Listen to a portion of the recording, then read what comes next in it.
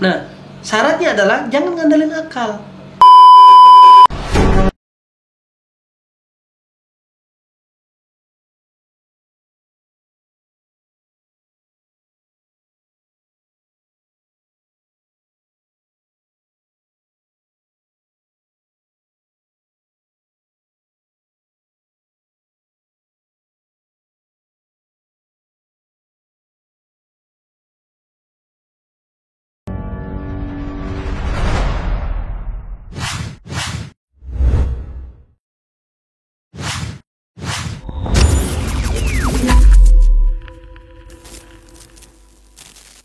A'udzubillahi minasyaitonirrajim. Bismillahirrahmanirrahim.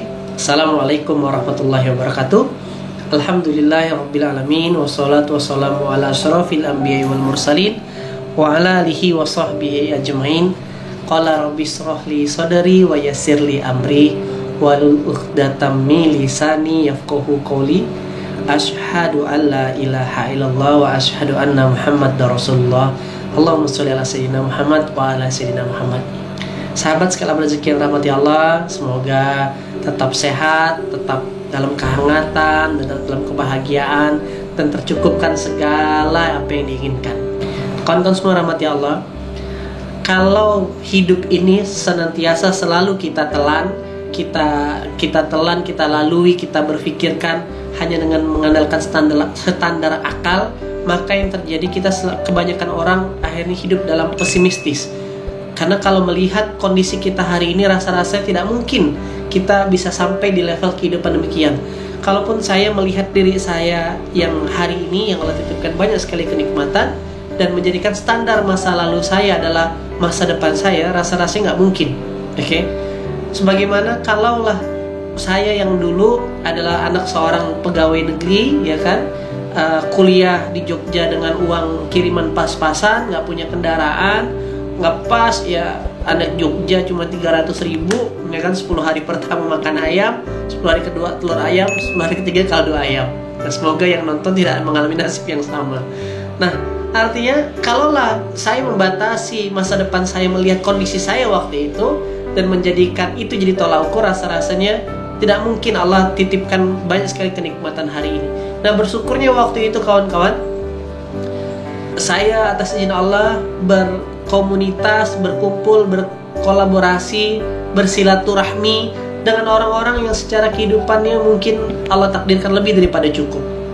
Nah, saya berkumpul sama para profesional zaman kuliah, kumpul sama pengusaha yang sudah punya penghasilan yang lumayan. Di sana saya belajar dan akhirnya terangsang. Walau dulu belum ngerti Quran, belum ngaji, itu saja timbul motivasi. Oke, sebagaimana kalau kita berteman dengan penjual parfum, kita ikutan wangi, berteman dengan pandai besi ya dapat juga cipratan besinya, kayak gitu loh kawan-kawan. Nah, bersyukurnya saya waktu itu berkumpul dengan lingkungan yang selalu membuat saya termotivasi untuk bertumbuh dan berkembang. Nah, sampailah akhirnya timbul motivasi dalam diri mengatakan saya harus jadi sukses, saya harus jadi bermanfaat, saya harus jadi anak yang sambil kuliah bisa ngirimin orang tua. Nah, waktu itu, nah akhirnya seperjalanan sebenarnya waktu itu saya sudah praktek.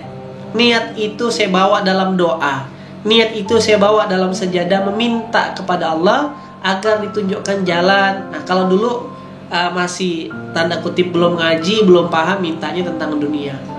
Buat kawan-kawan yang sedang meminta dunia, tidak salah memintanya kepada Allah, membawa hajatannya ke dalam sejadah, ketimbang mengejar dunia, memperjuangkan dunia, tetapi bukan bersama Allah, malah dapat banyak kesalahan. Sampai nantinya datang ke Allah lagi, itu bukan lagi meminta tujuan, akan ada satu titik yang itu bagi saya namanya anugerah, yang Allah bilang, ya udahlah, sebagaimana Allah izinkan saya hari ini bisa ngobrol, I'm enough with world, saya sudah cukup dengan dunia ini. Nah, sudah banyak sekali kenikmatan yang Allah cukupkan, maka tugas saya hari ini berbagi dan menyampaikan apa yang Allah sudah titipkan. Nah, maka buat kawan-kawan yang hari ini sedang merancang masa depan, yang sedang merancang hidup yang lebih baik, yang sedang merancang kehidupannya bahagia, merancang menikah, merancang punya kendaraan, merancang punya bisnis, merancang punya bahkan memiliki masjid, ya kan? Sebagaimana kalau Adi Pratama 10 tahun yang lalu mimpinya punya mobil, punya rumah, punya bisnis, dan hari ini Allah semua titipkan, Allah cukupkan, Allah wujudkan, dan hari ini mimpinya makin naik.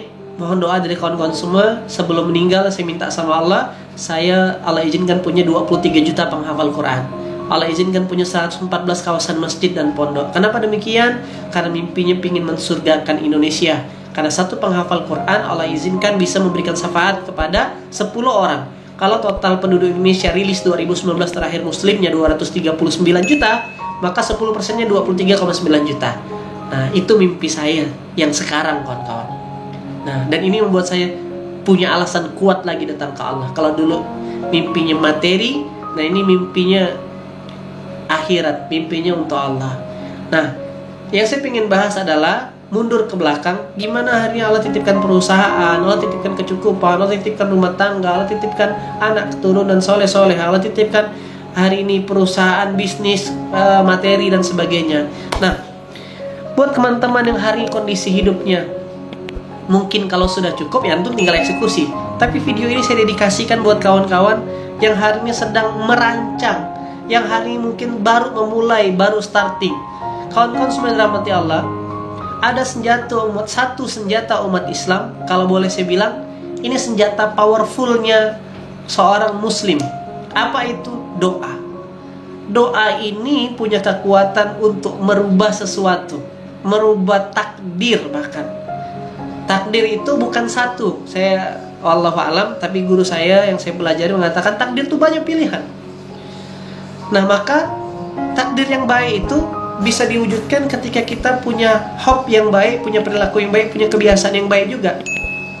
Seorang atletis sekalipun misalkan, tapi kerjaan uangnya banyak, tapi kerjaannya setiap hari mengkonsumsi suplemen, misalkan minuman untuk penambah energi, ya kan, tidurnya larut malam, terus dia merokoknya kencang, ya kan, maka bisa diprediksi usia 40 tahun sudah banyak gangguan di pernapasan dan 12 sebagainya. Sebaliknya orang yang mungkin di luar takdir Allah ya, tapi ini ikhtiar untuk merubah. Nah, saya beberapa kali banyak menyaksikan, mungkin tidak bisa dijelaskan dengan kata-kata, tapi saya mau katakan bab doa ini adalah sesuatu cara berkomunikasi sama zat yang unlimited resources. Ini yang harus orang pikirkan, ini yang harus kita manfaatkan, ini yang harus kita berdayakan. Ketika akal kita terbatas mengatakan kita tidak mungkin bisa punya rumah, kita tidak mungkin bisa punya mobil, kita tidak mungkin bisa punya bisnis. Tapi kalau kita mengandalkan doa, mengandalkan yang punya semuanya, tidak ada yang tidak mungkin, kawan-kawan. Membuat langit tempat yang bisa, buat hujan jadi panas bisa, membuat malam jadi siang bisa, siang jadi malam bisa. Apalagi hanya sekedar menakdirkan kehidupan kawan-kawan, mewujudkan apa yang sudah ada di dunia ini. Sebagaimana saya yang dulunya berasal dari keluarga yang biasa-biasa, kali ini Allah titipkan banyak sekali, luar biasa. Dulunya bermimpi gimana cara keliling Indonesia, rasa-rasa tidak mungkin, tapi hari ini Allah titipkan setiap pekan bisa berjalan bersilaturahmi keliling Indonesia dalam rangka membesarkan agama Allah. Nah, maka ada satu ayat Quran yang ini harus kawan-kawan jadikan pakem, jadikan fondasi, jadikan landasan berpikir. Kalau antum pegang ini, maka antum bisa merubah segala sesuatu yang tadinya tidak ada bisa jadi ada, tentunya dalam ranahnya Allah sebagai zat yang mewujudkan. Yang tadinya tidak mungkin jadi mungkin. Nah, maka Allah berfirman, kawan-kawan, di surah Al-Baqarah, kawan-kawan bisa cek di surah Al-Baqarah ayat 186. Wa idza sa'alaka ibadi anni fa inni qarib. Dan apabila hamba-hambaku bertanya kepada Muhammad tentang aku, maka sesungguhnya aku ini dekat. Oke, Allah udah deklarasi, Allah tuh dekat. Allah dekat banget sama kita, bahkan tidak jauh dari batang tenggorokan kita, ya kan? Terus ujibu da'watat da'i idza da'anil fayastajibu li wal yu'minu bih. Aku kabulkan permohonan orang yang berdoa kepadaku apabila mereka berdoa kepadaku. Nah, fal yu'minu bi, hendaklah mereka memenuhi perintahku ya kan, wal yu'minu bi, dan beriman kepadaku, la'allahum yarsyudun, agar memperoleh kebenaran. Nah, jadi Allah bilang pertama pakemnya adalah di Al-Baqarah 186 ini, aku dekat kata Allah. Satu, yang kedua, aku kabulkan semua yang minta. Nah, Allah tidak ada pakai accept, tidak pakai kata illa, kecuali ada di situ. Berarti kita sebagai seorang muslim Tuhankan Allah yang berkitabkan Quran, yang bernabi, berasulkan Muhammad, punya kesempatan untuk mengakses, menikmati apa yang sudah Allah ciptakan di dunia ini. Nah, syaratnya adalah jangan ngandelin akal. Saya bisa menyampaikan ini, saya jadi teringat guru saya waktu awal-awal saya hijrah, belajar tentang Allah, belajar Quran, itu dengerin ceritanya Ustadz Yusuf. Ustadz Yusuf bilang tuh, saya yang waktu itu menghadiri sebuah seminar motivasi yang pembicaranya mengatakan saya akan bangun 100 rumah ibadah. Dan pembicara itu akan 100 rumah ibadah itu kebetulan ini saudara kita dari Nasrani, Kristiani. Sangat wajar sekali karena dia masuk dalam 100 pengusaha nasional dan dia punya kapital waktu itu. Tapi kata Ustadz Yusuf, saya Yusuf yang gak punya apa-apa, gak mau kalah. Saya tuliskan dah, kalau beliau 100, saya 1000 pondok, 1000 rumah ibadah. Saya tuliskan di langitnya Allah, karena saya punya backingan Allah Rabbul Alamin yang punya resource tanpa batas. Qadarullah, video audio itu beliau ceritain, beliau sedang on the track waktu itu. Itu saya dengarin 2004, 2005 itu ya. Nah 2010 saya silaturahmi ke Ustadz Yusuf, Allah takdirkan goal 1 juta penghafal Quran sudah terwujudkan, 3.000 ke lagi 1.000, 3.300 rumah tahfiz selama PPA Darul Quran terwujudkan. Artinya match and mirror saya mengatakan kalau Allah izinkan ke Ustadz Yusuf, kenapa kita enggak? Nah persoalannya adalah hari ini banyak orang takut bermimpi. Kawan-kawan buat yang takut bermimpi, takut bercita-cita, takut memiliki sesuatu, ya kan? Mungkin antum cukup dengan enough dengan kondisi seperti ini. Tapi belum tentu anak dan istri kita, belum tentu orang tua kita yang sudah bela-belain berkorban jual sapi, jual tanah, jual kendaraan untuk memuliakan kita, dia tetap punya hope untuk berangkat ke tanah suci. Dia ngelihat juga itu anak tetangga bisa nyupirin orang tuanya pakai kendaraan. Mungkin itu impian mereka.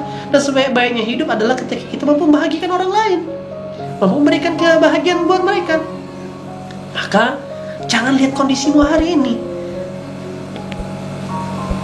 kejar itu semua dengan minta pertolongan Allah lewat doa. Nah, ini bahkan di ayat tadi kan Allah bilang tidak pakai kecuali, tidak pakai syarat. Tidak, maksudnya tidak ada syarat yang berat-berat. Syaratnya cuma 2. Jalankan perintahku kata Allah, dan yang kedua adalah beriman kepadaku agar kamu memperoleh kebenaran. 2 poin ini, jalankan perintahku, dan yang kedua beriman kepadaku. Nah, sebagai penutup, nanti sebelum lanjut ke video next berikutnya, berarti tugas kita adalah pertama, bikin mimpi, bikin dreams, bikin cita-cita yang gede sekalian. Kita nggak pernah bisa merasakan nikmatnya cahaya lampu kalau Thomas Alva Edison tidak pernah bermimpi untuk adanya sinar di malam hari. Kita nggak pernah merasakan adanya pesawat kalau Wright bersaudara berhenti waktu itu. Kita tidak pernah merasakan telepon, handphone, teknologi telekomunikasi kalau Alexander Graham Bell menyerah waktu itu. Kita tidak bisa merasakan teknologi kesehatan kalau Ibnu Sina tidak menemukan metode kesehatan waktu itu. Semuanya berasal dari mimpi, berkontribusi untuk kebaikan. Kayak gitu loh kawan-kawan. Nah maka sebelum bicara hal yang besar, berikanlah kebahagiaan untuk orang-orang sekeliling kita. Nah setelah punya mimpi, pakem yang kedua adalah menemukan perintahnya. Nah ini dia yang jadi tugas dan PR kita. Nah analogi terakhirnya adalah kayak ginilah, seorang satpam. Tidak mungkin orang tidak, misalkan dia lulusan dari sebuah lembaga pendidikan satpam, hope-nya dia adalah bisa punya penghasilan. Nah maka yang dilakukan kan tidak mungkin kucuk-kucuk mentang-mentang punya certified lembaga pendidikan lalu masuk ke sebuah instansi langsung jaga di pos. Nggak kayak gitu, dipikir orang gila. Maka yang dilakukan adalah ada proses, dia bawa lamaran kepada perusahaan tersebut. Dari lamaran itulah akhirnya di interview. Nah baru ditahu perintahnya apa.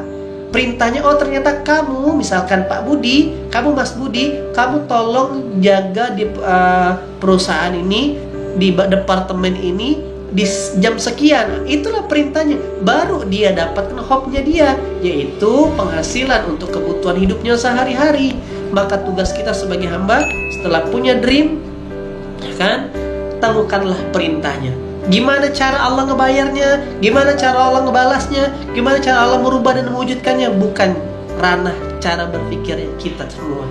Saya juga nggak pernah menyangka cita-cita dari bisnis keliling Indonesia ternyata Allah takdirkan dari ngurusin infak beras, dari ngurusin hijrah ekstrim, dari ngurusin program sidak, justru keliling Indonesia. Saya pikir pakai uang untuk berangkat ke tanah suci, ya kan? Memang bener sih, nggak pakai uang tapi pakai tiket pesawat. Tapi maksudnya nggak bayar gitu loh. Allah takdirin untuk dampingin jemaah, berangkat dan sebagainya. Itulah tugasnya Allah. Tugas kita adalah pasang dreamnya. Yang kedua, proses menemukan perintahnya itu. Nah, temukanlah perintahnya itu, maka engkau akan tahu akan dibayar oleh Allah. Nah, banyak orang salah menemukan perintah. Perintahnya A, kerjainnya B. Insya Allah nanti di video keempat kita akan bahas gimana proses menemukan perintah itu. Jazakumullah khairan katsiran. Semoga bermanfaat. Assalamualaikum warahmatullahi wabarakatuh.